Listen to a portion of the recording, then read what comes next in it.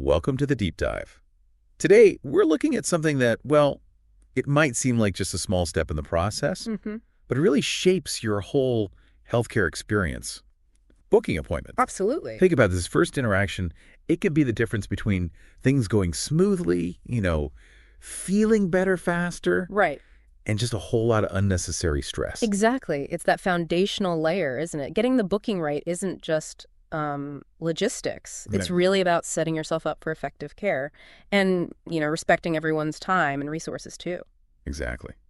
So for this deep dive, we've gathered insights from, well, quite a few places. We're looking at global benchmarks like Joint Commission International, India's own NABH, that's the National Accreditation Board for Hospitals and Healthcare Providers. Good sources. And practical know-how from Supreme Medic Consultancy, including some tips from their Lifelines podcast, plus platforms like HospiMatch. So a real mix of perspectives. Yeah. Our goal, really, is to give you a clear understanding how to book healthcare appointments strategically. Basically, save time. Definitely save time, cut down on stress, and, ultimately make sure you're on the right path to the best possible care. Okay. Okay, so let's start with the big picture. Why does nailing this booking process actually matter so much? Well, first off, think about waiting times. Yeah. Efficient booking systems, they directly impact how smoothly a doctor's schedule runs. So when appointments are managed well, it means less congestion, less time stuck in waiting rooms, and just a more predictable experience for you. It optimizes the flow for everyone involved. That makes total sense. But it's not just about the clock ticking in the waiting room, is it? It's also about getting the right expertise. Precisely. Think about it. A routine checkup that needs a different skill set, a different amount of time than, say, a consultation with a cardiologist. Booking correctly means you're matched with the right healthcare professional straight away. So it saves you from maybe getting bounced around. Exactly. Avoids potential misdirection, gets you that focused care you need much faster. So it's really not just some administrative hurdle. It's actually a lever that, influences how effective your whole healthcare journey is. That's it. And it allows for better preparation, on both sides. How so? Well, when you give clear information during booking and you schedule ahead of time, healthcare providers can actually review your case, gather what they need, and really focus during your consultation. It maximizes the value of that face-to-face time. Okay, we're clear on why this is so important. Now, let's get into the actionable stuff. What are the key do's? What should we actively be doing when we book? First and foremost, book early. Seriously. Especially for certain doctors. Yes, particularly vital if you need a specialist or just a really high-demand doctor. Their schedules fill up fast. Planning ahead gives you way more options for slots. Makes sense. And what's interesting here is the rise of online booking systems. Oh, yeah, those are everywhere now. They're not just convenient, they give you that real-time look at availability. And Austin, you can reschedule with just a few clicks. Huge time saver compared to calling. I'm all for anything that avoids being on hold. Okay, what else is on the to-do list? Be incredibly clear about the type of appointment you need. So not just, I need to see a doctor. Right. Specify. Is it a routine physical, a check-in with a dermatologist, an orthopedist? Is it a follow-up for something specific? Got it. This helps the clinic allocate the right amount of time and, crucially, connect you with the right provider from the get-go. Seems straightforward, but I can see how that clarity prevents problems later. What's next? Double-check every detail. Like the basics. Yes. Seems obvious, but quickly confirm the date, the time, the exact location with the clinic right when you book. It's a simple safety net against mix-ups. Absolutely. Showing up at the wrong clinic across town. Nightmare. Avoid. And building on that, provide complete and relevant information when you book. What kind of info? Well, if it's a new issue, briefly explain the main reason. If it's a follow-up, mention that. Sharing relevant bits of your medical history proactively. That helps the provider prepare better. Right. So the more context they have up front, the better they can help you. Good point. What about the money side? Insurance.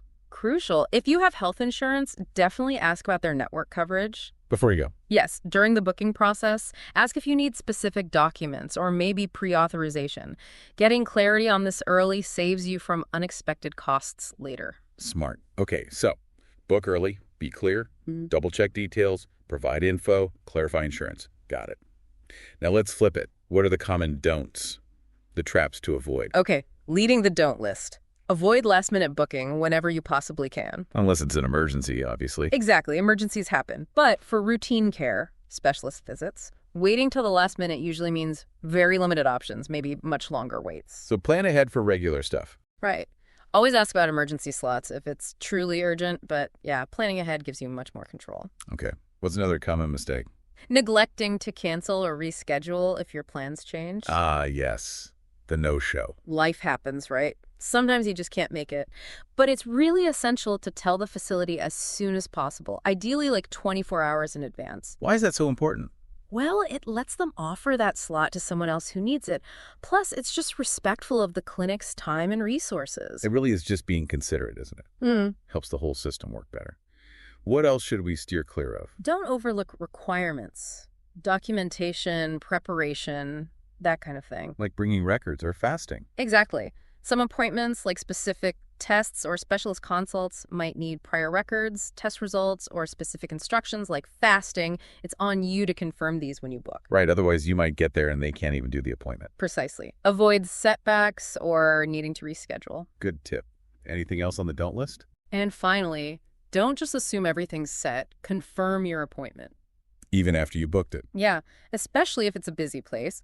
A quick call or online check a day or two before is smart. Just ensures there haven't been any unforeseen changes on their end or yours. Okay, solid don'ts. No last-minute booking, mostly. Always cancel, reschedule, prep properly, and confirm. Got it. Now, let's shift gears. Technology, it's really changing how we book appointments, right? Oh, absolutely. This is where things get really interesting. We're seeing this explosion of online portals, mobile apps, all designed to simplify things. Like what? Any examples? Well, take the ORS patient portal in India. It's part of the Digital India Initiative, integrated with the Ayushman Bharat Health account for government hospitals. What does it do? Beyond just booking OPD appointments, it often gives you access to your lab reports, even info on blood availability. That kind of integration is a huge step. Wow, that's amazing. All in one place. What other tech solutions are out there? You've got platforms like Practo. They've built these huge networks connecting patients with doctors, hospitals. Right, I've seen those. They allow online booking, sometimes asking questions beforehand, even video consultations for certain things. Then you have hospital groups like Max Healthcare or other platforms like QuickObook, all offering their own online booking. So lots of options depending on where you're going. Exactly. And as we mentioned, ORS is big for public facilities. The National Portal of India is another resource for finding registered hospitals and their online booking in that sector. So places like AIMS are using this? Yes. Major government hospitals like Safdarjung Hospital, AIVS, they're actively using ORS for online OPD booking. It really sounds like a major push towards digital access. It is. And the benefits for you, the patient, are pretty substantial. Like what?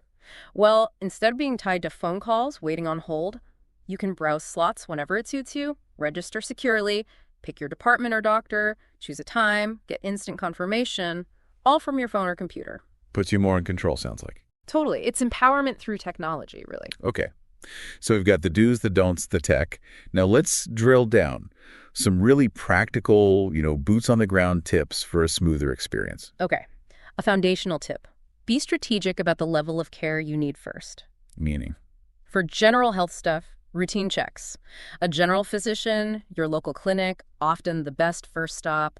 Save the specialist for referrals or when it's clearly needed. Right. Start with a GP. And it's always smart to maybe call ahead quickly just to confirm a specific doctor's availability if you have a preference. Good idea. What about the timing of the actual appointment? Does that matter much? Absolutely. If your schedule has flexibility, think about peak hours. When are those usually? Generally, early mornings, Mondays, tend to be busiest. Late mornings, maybe 10:30 to 12:30, or early afternoons, often quieter. Might mean shorter waits. Okay. And weekends are usually busier than weekdays. That's generally true. Good to know.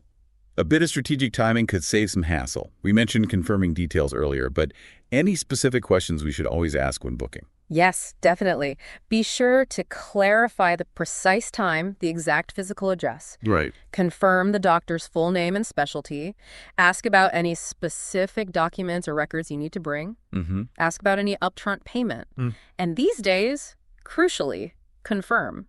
Is it in person or virtual? Good one. Lots of virtual now. Clear communication on those points up front prevents a lot of confusion. That's a great checklist. Bleh. And on the day itself. Any tips for when you actually arrive? Punctuality is key. Yeah. Aim for 10-15 minutes early, enough time for check-in, but not so early you're crowding the waiting room. Right. And if you are going to be late, call them.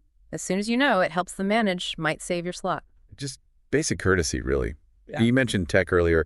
Any digital tools to look out for at the clinic? Yes, definitely. Look around when you arrive, see if they use QR codes for check-in, maybe appointment tracking screens, SMS token systems. What do those do? They give you real-time updates on your place in the queue, basically. They're there to improve efficiency, reduce wait times, so use them if they're available. Smart. What about advice for, say, elderly patients or people managing chronic conditions? Booking for them can be different. Good point. For elderly patients or those with chronic conditions, planning regular visits ahead of time is really crucial. For continuity. Exactly. Book follow-ups well in advance. Try to stick with the same providers. When scheduling, aim for those off-peak times. Avoid busy weekends. Late evenings if you can. And see the same doctor if possible. Ideally, yes. Consistency helps build understanding of their ongoing needs. Makes a huge difference. Okay. Any other really common pitfalls people fall into that maybe we haven't hit hard enough? Yeah, a few recurring things. We said it, but worth repeating. Don't just walk in without checking availability. Call or book online first. Right. Stick to your time slot. Don't be super early or super late. Always bring relevant past medical records. If you can't make it, tell them. Don't just ghost the appointment. And finally, minor issues. Try your local clinic or GP first, not the big hospital ER unless it's critical. All really practical.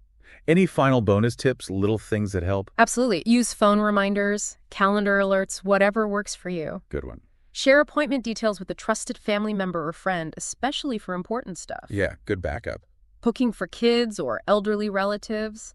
Pack essentials, water, meds, emergency contacts, and I know we keep saying it, but cancel early if you need to. It makes such a difference. Great bonus round. Okay, let's briefly touch on booking for family members. Many of us do that. Any specific things to keep in mind there? Yes. When booking for others, especially elderly relatives or those with specific needs, communicate those needs clearly to the facility. Like mobility issues. Exactly. Yeah. Mobility limitations, current meds, chronic conditions they manage. Also, really think about travel time and accessibility for them. Right. What's easy for you might not be for them. Precisely. And again, if follow-ups are needed, and try to book them right away. Maintain that continuity of care. All really important when you're managing someone else's healthcare. Mm-hmm.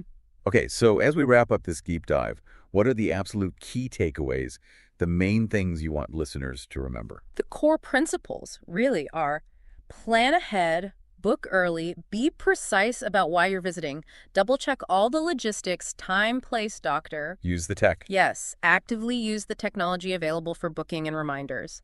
And just be considerate. Give notice if your plans change. So bottom line, booking your appointments thoughtfully. It isn't just a minor task. It's actually a really significant step towards getting timely, appropriate, and just better healthcare. Precisely. It truly sets the foundation for that whole interaction. And on that note, here's a final thought for you, the listener. Maybe just take a moment. Think about how implementing even one or two of these strategies could improve your next healthcare experience. Perhaps look back at past frustrations with booking and think, okay, how could I approach this differently now?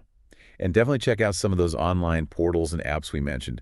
They really could simplify things. They could. Thanks for taking this deep dive with us today.